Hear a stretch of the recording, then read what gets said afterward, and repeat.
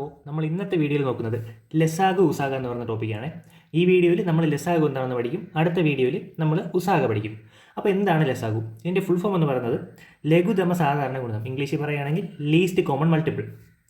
അപ്പോൾ എന്താണ് ഒരു സംഖ്യയുടെ ലസാഗു എന്ന് പറയുന്നത്? ഇവിടെ നമുക്ക് രണ്ടോ അതിലധികമോ സംഖ്യകൾ കൊണ്ട് ഒരു സംഖ്യയെ പൊതുവായി ഡിവൈഡ് ചെയ്യാൻ പറ്റുമെങ്കിൽ അതിനെയാണ് ആ സംഖ്യകളുടെ ലസാഗു എന്ന് പറയുന്നത്. ഏറ്റവും ചെറിയ സംഖ്യ, അതായത് ഇപ്പോൾ രണ്ടോ അതിലധികമോ സംഖ്യകൾ കൊണ്ട് നമുക്ക് ഡിവൈഡ് ചെയ്യാൻ പറ്റുന്ന ഏറ്റവും ചെറിയ സംഖ്യയായിരിക്കും അവയുടെ ലസാഗു എന്ന് പറയുന്നത്. ഇപ്പോൾ ഉദാഹരണത്തിന് ഇതെടുക്കുക, എക്സ് വൈ ഇസഡ് എന്ന് പറയുന്നൊരു 3 സംഖ്യ ഉണ്ടെന്ന് വിചാരിക്കുക. നമുക്ക് ഈ 3 സംഖ്യകളും കൊണ്ട് എ എന്ന സംഖ്യയെ ഡിവൈഡ് ചെയ്യാൻ പറ്റും, പൊതുവായിട്ട് ഡിവൈഡ് ചെയ്യാൻ പറ്റും. എന്നാൽ എക്ക് മുമ്പ്, അതായത് എക്കാളും താഴെ എക്കാളും കുറവായ ഒരു സംഖ്യകൾ കൊണ്ട് നമുക്ക് ഈ 3 സംഖ്യകളും പൊതുവായി ഡിവൈഡ് ചെയ്യാൻ പറ്റത്തില്ല. എന്ന് വെച്ചാൽ ഡിവൈഡ് ചെയ്താൽ 0 വരത്തില്ല, നിശേഷം ഹരിക്കാൻ സാധിക്കത്തില്ല. എങ്കിൽ എ ആയിരിക്കും ഈ എക്സിൻ്റെയും വൈൻ്റെയും ഇസഡിൻ്റെയും ലസാഗു എന്ന് പറയുന്നത്. ഓക്കെ അല്ലേ? അപ്പോൾ നമുക്കിനി ചോദ്യങ്ങളിലോട്ട് വരാം. ഒന്നാമത്തെ ചോദ്യം, 5, 15, 30 എന്നീ സംഖ്യകളുടെ ലസാഗു കാണുക. അപ്പോൾ നമുക്കിവിടെ 5, 15, 30 ഇതിൻ്റെ ലസാഗുവാണ് കാണേണ്ടത്. നമ്മൾ ലസാഗു കാണുന്നത് എപ്പോഴും ഘടകങ്ങളാക്കിയാണ് ലസാഗു കാണുന്നത്. അപ്പോൾ ഇത് കാണാനായിട്ട് ഘടകങ്ങളാക്കാൻ അറിയാമല്ലോ. 5-ൽ എത്ര 5 ഉണ്ട്? 1. 15-ൽ 3 5 ഉണ്ട്. 30-ൽ എത്ര 5 ഉണ്ട്? 6 5 30. നമ്മൾ LCM കാണുമ്പോൾ മിനിമം 2 സംഖ്യകളെങ്കിലും ഒരു സംഖ്യ വെച്ച് നമുക്ക് ചെറുതാക്കാൻ പറ്റുമെങ്കിൽ നമുക്ക് ലസാഗു കണ്ടുപിടിക്കാം. ഓക്കെ അല്ലേ? നമുക്കിവിടെ 3 വെച്ച് ചെറുതാക്കാമല്ലോ. 1-ൽ പോകത്തില്ല, അപ്പോൾ 1 അതുപോലെ എടുത്ത് എഴുതുക. അപ്പോൾ ഇവിടെ ശ്രദ്ധിക്കേണ്ട കാര്യം, ഏതെങ്കിലും സംഖ്യ, ഇപ്പോൾ നമ്മൾ 2 സംഖ്യ എടുക്കുന്നുള്ളൂ, ഈ 3ാമത്തെ സംഖ്യ നമ്മൾ ലെഫ്റ്റിൽ എഴുതിയ സംഖ്യ വെച്ച് നമുക്ക് ഡിവൈഡ് ചെയ്യാൻ പറ്റില്ലെങ്കിൽ അതേ സംഖ്യ തന്നെ എടുത്ത് നമ്മൾ താഴെ എഴുതണം. ഇതിപ്പോൾ ഇവിടെ 7 ആണ് വന്നിരുന്നെങ്കിൽ 3-ൽ പോകത്തില്ലല്ലോ, ആ 7 ആയിരിക്കും ഇവിടെ താഴെ ഇറക്കേണ്ടത്. അപ്പോൾ ആ കാര്യം മറന്നു പോകരുത്. ബാക്കി 3-ൽ എത്ര 3 ഉണ്ട്? ഒരു 3. 6-ൽ എത്ര 3 ഉണ്ട്? 2. ഇവിടെ വെച്ച് നിർത്തുക. ഇനി ഒരൊറ്റ സംഖ്യയിലേ ഉള്ളൂ. ഇനി നമ്മളിതാ ഇവിടെ കിടക്കുന്ന ലെഫ്റ്റ് സൈഡിലും താഴെയുള്ള എല്ലാ സംഖ്യകളും കൂടെ ഗുണിച്ചെഴുതിയ നമ്മുടെ LCM ആയി. അപ്പോൾ 5 ഗുണം 3 ഗുണം 1 ഗുണം 1 ഗുണം 2 ഈക്വൽ ടു 5 3 15. 15 ഗുണം 2 എത്രയാണ്?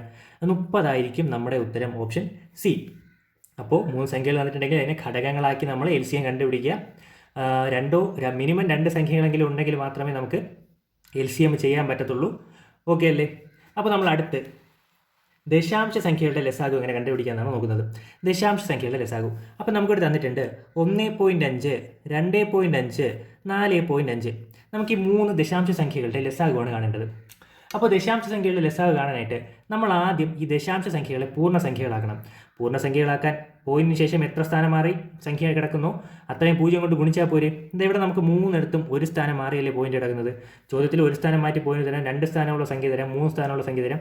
അങ്ങനെ ഇപ്പോൾ 2 സ്ഥാനം വന്നാൽ നമ്മൾ 100 കൊണ്ട് ഗുണിച്ച് പൂർണ്ണസംഖ്യയാക്കും, 3 സ്ഥാനം വന്നാൽ 1000 കൊണ്ട് ഗുണിച്ച് പൂർണ്ണസംഖ്യയാക്കും. അപ്പോൾ ഇവിടെ നമ്മൾ ഇതിനെ 3 10 കൊണ്ട് ഗുണിച്ച് നമുക്ക് എങ്ങനെ എഴുതാം? 15, 25, 45. ഇനി ഇതിൻ്റെ LCM കണ്ടുപിടിച്ചൂടെ? LCM കണ്ടുപിടിക്കാം. 5 വെച്ച് ചെറുതാക്കാം. 3 5 15, 5 5 25, 9 5 45. വീണ്ടും നമുക്ക് 3 9 ഇല്ലേ, 2 സംഖ്യകളില്ലേ, അപ്പോൾ നമുക്ക് 3 ചെറുതായിക്കൂടെ? ഒരു 3 3. 5-ൽ 3 പോകത്തില്ല. അപ്പോൾ ഞാൻ പറഞ്ഞു ഒരു സംഖ്യയിൽ ആ സംഖ്യ പോകത്തില്ലെങ്കിൽ അതേ സംഖ്യ തന്നെ എടുത്ത് താഴെ എഴുതണമെന്ന് ഞാൻ പറഞ്ഞു. 5 എഴുതുന്നു. 9-ൽ എത്ര 3 ഉണ്ട്? 3 3 9. ഇനി പോകത്തില്ലല്ലോ 1-ലും 5-ലും 3-ലും പൊതുവായിട്ട് പോകുന്ന ഒരു സംഖ്യയില്ലല്ലോ. അപ്പോൾ നമ്മൾ ഇതെല്ലാം കൂടെ അങ്ങ് ഗുണിക്കുക. 5 ഗുണം 3 ഗുണം 1 ഗുണം 5 ഗുണം 3 ഈക്വൽ ടു 5 3 15. 15 ഗുണം 3 എത്രയാണ്? 45. 45 ഗുണം 5 എത്രയാണ്? 225. നമുക്ക് 225 ഉത്തരം കിട്ടി. എന്നാൽ നമ്മുടെ ഉത്തരം 225 അല്ല. നമ്മളിവിടെ ദശാംശ സംഖ്യയെ പൂർണ്ണസംഖ്യ ആക്കിയല്ലേ ചെയ്തത്.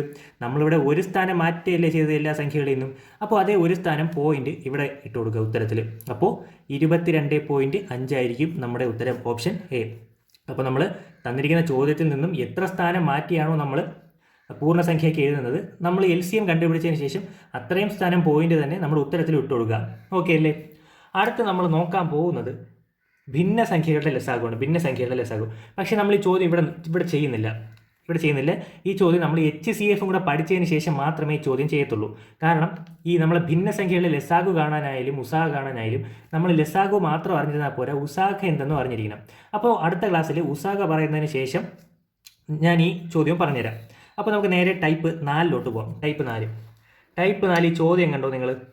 ഈ ചോദ്യം എന്ന് വെച്ചാൽ ഇതാണ് അഭാജ്യ ഘടകങ്ങൾ എന്ന് പറയുന്നത്. അപ്പോൾ നമ്മളിതിൽ പഠിക്കുന്നത് എന്താണ്? അഭാജ്യ ഘടകങ്ങളെ ലസാഗു കാണാനാണ്. ചോദ്യം കാണുമ്പോൾ വലിയൊരു ചോദ്യമായിട്ട് തോന്നും, പക്ഷേ വളരെ എളുപ്പമാണ് ചെയ്യാനായിട്ട്. നമുക്കിവിടെ തന്നിരിക്കുന്ന സംഖ്യകൾ നോക്കി. 2ന്റെ സ്ക്വയർ ഇൻറ്റു 3ന്റെ സ്ക്വയർ ഇൻറ്റു 5 റൈസ് ടു 4. അതുപോലെ അടുത്ത സംഖ്യ ഏതാണ്? 2ൻ്റെ ക്യൂബ് ഇൻറ്റു 3/4 ഇൻറ്റു 5/2. അടുത്ത സംഖ്യ ഏതാണ്? 2/4 ഇൻറ്റു 3/2 ഇൻറ്റു 5/3. നമുക്കിത് 3ൻ്റെയും LCM അല്ലേ കാണേണ്ടത്. ഇത് കാണാനായിട്ട് വേറെ ഒന്നുമില്ല, ഞാൻ ഈ പറഞ്ഞൊരു പരിപാടി ചെയ്താൽ മതി. ഈ 3 സംഖ്യകളിലും എന്ന് വെച്ചാൽ 3 അഭാജ്യ ഘടകങ്ങൾ, ഈ 3 സംഖ്യകളിലും കോമൺ ആയിട്ടുള്ള സംഖ്യകൾ എടുത്ത് എഴുതുക. ഇവിടെ 3 2 കോമൺ ആയിട്ടില്ലേ, ആ 2 ഉണ്ട്. ഇൻറ്റു അതുപോലെ 3 കോമൺ ആയിട്ടില്ലേ, 3. 5 കോമൺ ആയിട്ടില്ലേ, ഉണ്ട്. ഇൻറ്റു 5. ഇനിയിപ്പോൾ ഏതെങ്കിലും ഒരു സംഖ്യയിൽ മാത്രം ഇവിടെ ഒരു 7/5 എന്നോ അങ്ങനെ ഉണ്ടെങ്കിൽ അതും കൂടെ ഇവിടെ എടുത്ത് എഴുതണം. ഇവിടെ അതില്ല, അങ്ങനെ ഉണ്ടെങ്കിൽ അതും കൂടെ എടുത്ത് എഴുതണം, മറന്നു പോകരുത്. ഓക്കെ അല്ലേ? അതിനുശേഷം LCM ആണ് കാണാൻ ചോദിക്കുന്നതെങ്കിൽ തന്നിരിക്കുന്ന സംഖ്യകളുടെ ഏറ്റവും വലിയ പവർ എടുത്ത് എഴുതുക. അപ്പോൾ LCM ആണ് ചോദിക്കുന്നതെങ്കിൽ ഏറ്റവും വലിയ പവർ എടുത്ത് എഴുതുക. അപ്പോൾ ഇങ്ങനെ ഒരു ചോദ്യം തന്നിട്ട് അതിൻ്റെ LCM അഭാജ്യ ഘടകങ്ങൾ തന്നിട്ട് അതിൻ്റെ LCM കാണാൻ പറയുകയാണെങ്കിൽ നമ്മൾ ആദ്യം ഇതിൽ തന്നിരിക്കുന്ന കോമൺ ആയിട്ടുള്ള എല്ലാ ആധാര സംഖ്യകളും ഓരോന്നും എടുത്ത് എഴുതുക. അതിനുശേഷം LCM കാണാൻ പറഞ്ഞിരുന്നാൽ നമ്മൾ ഏറ്റവും വലിയ പവർ എടുത്ത് എഴുതുക. നമ്മളിവിടെ 3 2ഉണ്ടല്ലോ. അപ്പോൾ ഇവിടെ 2ൻ്റെ ഏറ്റവും വലിയ പവർ ഏതാണ്? ഇവിടെ 2/2 ആണ്, ഇവിടെ 2/3 ആണ്, ഇവിടെ 2/4. അപ്പം വലിയ പവർ 4 അല്ലേ? അപ്പോൾ 2/4 ഇൻറ്റു അടുത്ത 3 നോക്കുമ്പോൾ 3/2, 3/4, 3/2. ഇവിടെയും ഏറ്റവും വലിയ പവർ ഏതാണ്? 3/4. അടുത്ത 5 നോക്കുമ്പോൾ 5/4, 5/2, 5/3. വലിയ പവർ ഏത് തന്നെയാണ്? 5/4 തന്നെയാണ് ഏറ്റവും വലിയ പവർ. അപ്പോൾ നമ്മുടെ ഉത്തരം എന്തായിരിക്കും? 2/4 ഇൻറ്റു 3/4 ഇൻറ്റു 5/4. അപ്പോൾ ഇതായിരിക്കും നമ്മുടെ ഉത്തരം എന്ന് പറയുന്നത്. അപ്പോൾ അഭാജ്യ ഘടകങ്ങൾ തന്നിട്ട് നമ്മളോട് ലസാഗു കാണാൻ പറഞ്ഞാൽ അതിൽ കോമൺ ആയിട്ടുള്ള സംഖ്യകൾ ആദ്യം എടുത്ത് എഴുതുക, അതിൻ്റെ വലിയ പവർ അതിനിട്ട് കൊടുക്കുക. അപ്പോൾ നമ്മുടെ ഉത്തരവായി. ഓക്കെ അല്ലേ? അപ്പോൾ നമ്മുടെ അടുത്ത ചോദ്യം ടൈപ്പ് 5 ആണ്. ടൈപ്പ് 5 10, 30, 45 എന്നീ സംഖ്യകൾ കൊണ്ട് നിശേഷം ഹരിക്കാൻ സാധിക്കുന്ന ഏറ്റവും ചെറിയ സംഖ്യ ഇത്. അപ്പോൾ ഞാൻ തുടക്കത്തിൽ പറഞ്ഞു, 2ഓ അതിലധികമോ സംഖ്യകൾ കൊണ്ട് നിശേഷം ഹരിക്കാൻ പറ്റുന്ന ഏറ്റവും ചെറിയ സംഖ്യയായിരിക്കും അവയുടെ LCM എന്ന് നമ്മൾ പഠിച്ചില്ലേ. അപ്പോൾ ഇവിടെ നമുക്ക് 10, 30, 45 എന്നീ സംഖ്യകൾ കൊണ്ട് നിശേഷം ഹരിക്കാൻ സാധിക്കുന്ന ഏറ്റവും ചെറിയ സംഖ്യ എന്നല്ലേ കണ്ടുപിടിക്കേണ്ടത്. അതിനായിട്ട് 10, 30, 45 ഇതിൻ്റെ LCM കണ്ടുപിടിച്ചാൽ പോരെ. നമ്മൾ പഠിച്ചു 10, 30, 45 എല്ലാം 5ൻ്റെ ഗുണിതങ്ങളല്ലേ. അപ്പോൾ 5 വെച്ച് ഘടകങ്ങളാക്കാം. 10ൽ 2 തവണ, 30ൽ 6 തവണ, 45ൽ 9 തവണ. നമുക്ക് വീണ്ടും 2 ഉണ്ട്, 6 ഉണ്ട്, 9 ഉണ്ട്. അപ്പോൾ നമുക്ക് വേണമെങ്കിൽ 2 വെച്ച് ചെറുതാക്കാം, 3 വെച്ച് ചെറുതാക്കാം. ഞാനിവിടെ 3 വെച്ച് ചെറുതാക്കുന്നു, 2ൽ പോകത്തില്ല. അതുകൊണ്ട് 2 അതുപോലെ എടുത്ത് എഴുതുന്നു. 6ൽ 3 എത്ര തവണ? 2 തവണ. 9ൽ എത്ര തവണ? 3 തവണ. ഇവിടെ 2 2 അല്ലേ, 2 കിടക്കുകയല്ലേ. അപ്പോൾ 2 വെച്ച് വീണ്ടും ചെറുതാക്കാം. 1 2 2, 1 2 2, 3 എടുത്ത് അതുപോലെ എടുത്ത് എഴുതുന്നു. ബാക്കി ഇതെല്ലാം കൂടെ അങ്ങ് ഗുണിച്ച് വയ്ക്കുക.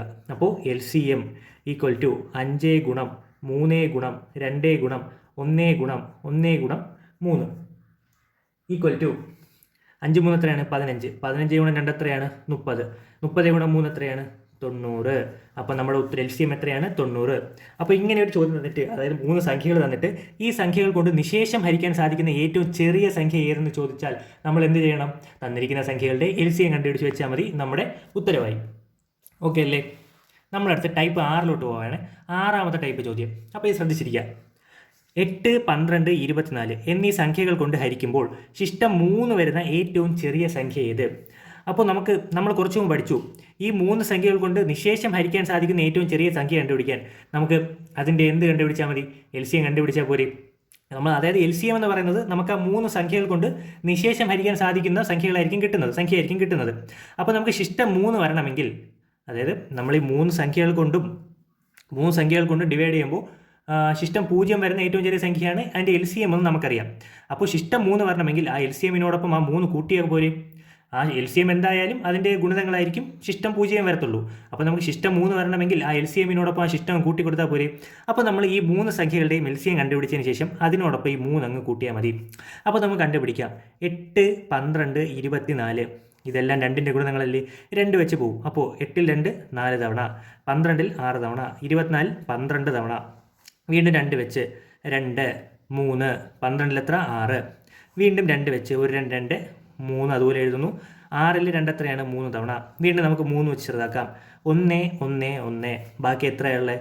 LCM ഈക്വൽ ടു 2 ഗുണം 2 ഗുണം 2 ഗുണം 3. ബാക്കി 3 1 അത് എഴുതിയില്ലെങ്കിലും കുഴപ്പമില്ല. 2 ഗുണം 2 4. 4 ഗുണം 2 എത്രയാണ്? 8. 8 ഗുണം 3 എത്രയാണ്? 24. നമ്മുടെ ഉത്തരമായോ? കിട്ടുന്ന LCMനോടൊപ്പം നമുക്ക് എത്ര ശിഷ്ടമാണോ കൂട്ടേണ്ടത് ആ ശിഷ്ടം കൂടെ കൂട്ടി വയ്ക്കുക. 24 + 3 ഈക്വൽ ടു 27 ആയിരിക്കും നമ്മുടെ ഉത്തരം. ഓപ്ഷൻ B ആണ് നമ്മുടെ ഉത്തരം. അപ്പോൾ 3 സംഖ്യകൾ തന്നിട്ട് ഈ സംഖ്യകൾ കൊണ്ട് ഹരിക്കുമ്പോൾ ഇത്ര ശിഷ്ടം വരുന്ന ഏറ്റവും ചെറിയ സംഖ്യ എന്ന് ചോദിക്കുകയാണെങ്കിൽ തന്നിരിക്കുന്ന സംഖ്യകളുടെ LCM കണ്ടുപിടിച്ചതിന് ശേഷം ആ LCMനോടൊപ്പം ആ എത്രയാണോ നമുക്ക് ശിഷ്ടം കിട്ടേണ്ടത് ആ സംഖ്യയൊന്ന് കൂട്ടി വെച്ചാൽ മതി. ഓക്കെ അല്ലേ? അപ്പോൾ നമ്മൾ 6 ടൈപ്പ് പഠിച്ചു. ഇനി ഒരു 2 ടൈപ്പും കൂടെ പഠിക്കാനുണ്ട്. അപ്പോൾ 7ാമത്തെ ടൈപ്പ്. അപ്പോൾ ഇത് ക്ലോക്ക് എന്ന് പറയുന്ന ടോപ്പിക്കിലും വരുന്ന ഒരു ചോദ്യമാണ്. അപ്പോൾ നല്ലൊരു ചോദ്യമാണിത്. 8, 12, 16 മിനിറ്റ് സമയക്രമത്തിൽ മുഴങ്ങുന്ന 3 ക്ലോക്കുകളുണ്ട്. ഇവ എത്ര മിനിറ്റ് കൂടുമ്പോഴാണ് ഒരുമിച്ച് അലാറം മുഴക്കുന്നത്? അപ്പോൾ ഇത് കണ്ടുപിടിക്കാനും വേറൊന്നുമില്ല, തന്നിരിക്കുന്ന സംഖ്യകളുടെ LCM അങ്ങ് കണ്ടുപിടിച്ചാൽ മതി. 8, 12, 16 മിനിറ്റ് സമയക്രമത്തിൽ മുഴങ്ങുന്ന 3 ക്ലോക്കുകളുണ്ട്. ഇവ എത്ര മിനിറ്റ് കൂടുമ്പോഴാണ് ഒരുമിച്ച് അലാറം മുഴക്കുന്നത്? അപ്പോൾ ഇത് കണ്ടുപിടിക്കാൻ 8, 12, 16 ഇവയുടെ LCM അങ്ങ് കണ്ടുപിടിച്ചാൽ മതി. 2 വെച്ച് ചെറുതാക്കാമല്ലോ. 4, 6, 8. വീണ്ടും 2 വെച്ച് ചെറുതാക്കാം. 2, 3, 4. വീണ്ടും 2 വെച്ച് ചെറുതാക്കാമല്ലോ. 1, 3, 2. കഴിഞ്ഞില്ലേ? ഇനി LCM ഈക്വൽ ടു 2 ഗുണം 2 ഗുണം 2 ഗുണം 1 ഗുണം 3 ഗുണം 2 ഈക്വൽ ടു 2 ഗുണം 2 4, 4 ഗുണം 2 8, 8 ഗുണം 2 16, 16 ഗുണം 3 എത്രയാണ്? 48. 48 നമ്മുടെ ഉത്തരം. 48 മിനിറ്റ് കൂടുമ്പോഴാണ് ഇവ ഒരുമിച്ച് അലാറം മുഴക്കുന്നത്. അപ്പോൾ ഈ ഇത്ര 3 സംഖ്യയിൽ തന്നിട്ട് ഈ സംഖ്യകൾ കൊണ്ട് നിശേഷം ഹരിക്കാൻ സാധിക്കുന്ന ഏറ്റവും ചെറിയ സംഖ്യ ചോദിച്ചാലും ഈ ക്ലോക്കിൻ്റെ ചോദ്യം, അതായത് 8, 12, 16 ഇതുപോലെ 3 സംഖ്യ തന്നിട്ട് 3 സമയം തന്നിട്ട് ഈ സമയക്രമത്തിൽ മുഴങ്ങുന്ന 3 ക്ലോക്കുകൾ ഇവ എത്ര മിനിറ്റ് കൂടുമ്പോഴാണ് ഒരുമിച്ച് അലാറം മുഴക്കുന്നത് എന്ന് ചോദിച്ചാലും തന്നിരിക്കുന്ന സംഖ്യകളുടെ LCM കണ്ടുപിടിച്ചാൽ നമ്മുടെ ഉത്തരമായി. എന്നാൽ 3 സംഖ്യകൾ തന്നിട്ട് ഈ സംഖ്യകൾ കൊണ്ട് ഹരിക്കുമ്പോൾ ശിഷ്ടം 3 വരുന്ന ഏറ്റവും ചെറിയ സംഖ്യ ചോദിക്കുകയാണെങ്കിൽ നമ്മൾ ആ സംഖ്യകളുടെ LCM കണ്ടുപിടിച്ചതിന് ശേഷം ആ തന്നിരിക്കുന്ന ശിഷ്ടം LCMനോടൊപ്പം കൂട്ടിവയ്ക്കുക. ഓക്കെ അല്ലേ? അപ്പോൾ നമ്മുടെ ഇന്നത്തെ അവസാനത്തെ ടൈപ്പാണ് ടൈപ്പ് 8. ഇത് കുറച്ച് കോംപ്ലിക്കേറ്റഡ് ആയിട്ടുള്ളൊരു ചോദ്യമാണ്, നല്ലൊരു ചോദ്യമാണ്. അപ്പോൾ ചോദ്യം ഇതാണ്. 8 കൊണ്ട് ഹരിക്കുമ്പോൾ 3, 12 കൊണ്ട് ഹരിക്കുമ്പോൾ 7, 16 കൊണ്ട് ഹരിക്കുമ്പോൾ 11 ശിഷ്ടം വരുന്ന ഏറ്റവും ചെറിയ സംഖ്യ ഇത്. അപ്പോൾ ഇവിടെയും ഏറ്റവും ചെറിയ സംഖ്യ, നമ്മൾ ഏത് ചോദ്യത്തിലായാലും ഏറ്റവും ചെറിയ സംഖ്യ എന്ന് കണ്ടാൽ അവിടെ ഉറപ്പിച്ചോണം നമുക്ക് LCM ആണ് കണ്ടുപിടിക്കേണ്ടത്. ഏറ്റവും ചെറിയ സംഖ്യ എന്നൊരു ചോദ്യത്തിൽ കാണുകയാണെങ്കിൽ ഉറപ്പിച്ചോളണം നമുക്കവിടെ LCM ആണ് കാണേണ്ടത്. ഇവിടെയും ഏറ്റവും ചെറിയ സംഖ്യയല്ലേ കാണേണ്ടത്. അപ്പോൾ നമുക്ക് മനസ്സിലായി എന്താണ് LCM ആണ് ഇവിടെയും കാണേണ്ടത്. പക്ഷേ എന്തിൻ്റെ LCM? ഇവിടെ ഒരുപാട് സംഖ്യകളില്ലേ. അപ്പോൾ ഇതിൻ്റെ എന്തിൻ്റെ LCM ആണ് നമ്മൾ കാണേണ്ടതെന്ന് ആദ്യം മനസ്സിലാക്കണം. അപ്പോൾ ഞാൻ ചെറിയൊരു ഫോർമുല രൂപത്തിൽ പറഞ്ഞുതരാം. അപ്പോൾ ഇതിൻ്റെ ഉത്തരം കണ്ടുപിടിക്കാനായിട്ട് ഹരിക്കുന്ന സംഖ്യകളുടെ LCM, ഹരിക്കുന്ന സംഖ്യകളുടെ LCM മൈനസ് പൊതുവ്യത്യാസം. നമ്മുടെ ഫോർമുല എന്താണ്? ഹരിക്കുന്ന സംഖ്യകളുടെ LCM മൈനസ് പൊതുവ്യത്യാസം. അപ്പോൾ പലരും ആലോചിക്കും എവിടെയാണ് ഇവിടെ പൊതുവ്യത്യാസം ഇരിക്കുന്നത്? നമുക്ക് ചോദ്യം തന്നിട്ടുണ്ട് 8 കൊണ്ട് ഹരിക്കുമ്പോൾ 3, 8 കൊണ്ട് ഹരിക്കുമ്പോൾ 3, 12 കൊണ്ട് ഹരിക്കുമ്പോൾ 7, 12 കൊണ്ട് ഹരിക്കുമ്പോൾ 7, 16 കൊണ്ട് ഹരിക്കുമ്പോൾ 11. 8 മൈനസ് 3 എത്രയാണ്? 5 അല്ലേ? 12 മൈനസ് 7 എത്രയാണ്? 5 അല്ലേ? 16 മൈനസ് 11 എത്രയാണ്? 5. നമുക്ക് പൊതുവ്യത്യാസം കിട്ടിയില്ലടാ. പൊതുവ്യത്യാസം എത്രയാണ്? 5 നമ്മുടെ പൊതുവ്യത്യാസം. അപ്പോൾ ഇങ്ങനെ ഒരു ചോദ്യം വന്നാൽ നമ്മൾ ആദ്യം പൊതുവ്യത്യാസം കണ്ടുപിടിക്കുക. 8 കൊണ്ട് ഹരിക്കുമ്പോൾ 3, 8ൽ നിന്ന് 3 കുറച്ചാൽ 5. 12 കൊണ്ട് ഹരിക്കുമ്പോൾ 7, 12ൽ നിന്ന് 7 കുറച്ചാൽ 5. 16 കൊണ്ട് ഹരിക്കുമ്പോൾ 11, 16ൽ നിന്ന് 11 കുറച്ചാൽ 5. അപ്പോൾ പൊതുവ്യത്യാസം എത്രയാണ്? 5. നമ്മൾ കണ്ടുപിടിക്കേണ്ടത് ഹരിക്കുന്ന സംഖ്യകളുടെ LCM. ഹരിക്കുന്ന സംഖ്യകളുടെ ഏതൊക്കെയാണ്? 8, 12, 16. 8 കൊണ്ട് ഹരിക്കുമ്പോഴല്ലേ ശിഷ്ടം 3, 12 കൊണ്ട് ഹരിക്കുമ്പോഴല്ലേ ശിഷ്ടം 7, 16 കൊണ്ട് ഹരിക്കുമ്പോഴല്ലേ ശിഷ്ടം 11. അപ്പോൾ ഹരിക്കുന്ന സംഖ്യകൾ ഏതൊക്കെയാണ്? 8, 12, 16. അപ്പോൾ നമുക്ക് കണ്ടുപിടിക്കാം. 8, 12, 16 ഇവയുടെ LCM 4 വെച്ച് പോകും. 4 വേണ്ട, നമുക്ക് 2 വെച്ച് തന്നെ ചെറുതാക്കാം. 4, 6, 8. വീണ്ടും 2 വെച്ച് ചെറുതാക്കാം. 2, 3, 4. വീണ്ടും 2 വെച്ച് ചെറുതാക്കാം. 1, 3, 2. ഇനി പോകത്തില്ലല്ലോ. അപ്പോൾ LCM ഈക്വൽ ടു 2 ഗുണം 2 ഗുണം 2 ഗുണം 1 ഗുണം 3 ഗുണം 2 ഈക്വൽ ടു 2 ഗുണം 2 4, 4 ഗുണം 2 8, 8 ഗുണം 2 16, 16 ഗുണം 3 48. അപ്പോൾ നമുക്ക് ഹരിക്കുന്ന സംഖ്യകളുടെ LCM 48 കിട്ടി. ആ 48 മൈനസ് പൊതുവ്യത്യാസം എത്രയാണ്? 5 ഈക്വൽ ടു 48 5 കുറച്ചാൽ 43. അപ്പോൾ നമ്മുടെ ഉത്തരം ഓപ്ഷൻ A 43 നമ്മുടെ ഉത്തരം. അപ്പോൾ ഇങ്ങനെ ഒരു ചോദ്യം വന്നാൽ നമ്മൾ എങ്ങനെയാണ് ചെയ്യുന്നത്? അതായത് ചോദ്യം ഇതാണ്. 8 കൊണ്ട് ഹരിക്കുമ്പോൾ 3, 12 കൊണ്ട് ഹരിക്കുമ്പോൾ 7, 16 കൊണ്ട് ഹരിക്കുമ്പോൾ 11 ശിഷ്ടം വരുന്ന ഏറ്റവും ചെറിയ സംഖ്യ ഇത്. അപ്പോൾ ഇങ്ങനെ ഒരു ചോദ്യം വന്നാൽ നമ്മൾ ആദ്യം നമ്മുടെ മനസ്സിൽ വരണം നമ്മുടെ ഫോർമുല എന്താണ്? ഹരിക്കുന്ന സംഖ്യകളുടെ LCM മൈനസ് പൊതുവ്യത്യാസം. ഓക്കെ അല്ലേ? നമ്മൾ ആദ്യം പൊതുവ്യത്യാസം കണ്ടുപിടിക്കുന്നു. 8-ൽ നിന്നും 3 കുറയ്ക്കുന്നു, 12-ൽ നിന്നും 7 കുറയ്ക്കുന്നു, 16-ൽ നിന്നും 11 കുറയ്ക്കുന്നു. ഇത് 3 ചെയ്യുമ്പോൾ നമുക്ക് ഒരേ സംഖ്യയാണ് കിട്ടേണ്ടത്. ആ ഒരേ സംഖ്യ തന്നെ കിട്ടും. അതായിരിക്കും നമ്മുടെ പൊതുവ്യത്യാസം എന്ന് പറയുന്നത്. ആ പൊതുവ്യത്യാസം കണ്ടുപിടിച്ചതിന് ശേഷം നമ്മൾ ആദ്യം ഹരിക്കുന്ന സംഖ്യകളുടെ LCM കണ്ടുപിടിക്കുക. ഹരിക്കുന്ന സംഖ്യകളുടെ LCM കണ്ടുപിടിച്ചതിന് ശേഷം അതിൽ നിന്നും ആ പൊതുവ്യത്യാസം കുറച്ചാൽ നമ്മുടെ ഉത്തരമായി. അപ്പോൾ ഇന്നത്തെ വീഡിയോ ഇത്രയേ ഉള്ളൂ. നമ്മൾ അടുത്ത ക്ലാസ്സിൽ HCF പഠിക്കും. പിന്നെ നമ്മൾ LCMൽ ഭിന്നസംഖ്യകളുടെ LCM കണ്ടുപിടിക്കേണ്ട ആ ചോദ്യം കൂടി നമ്മൾ അടുത്ത ക്ലാസ്സിൽ ചെയ്യുന്നതായിരിക്കും.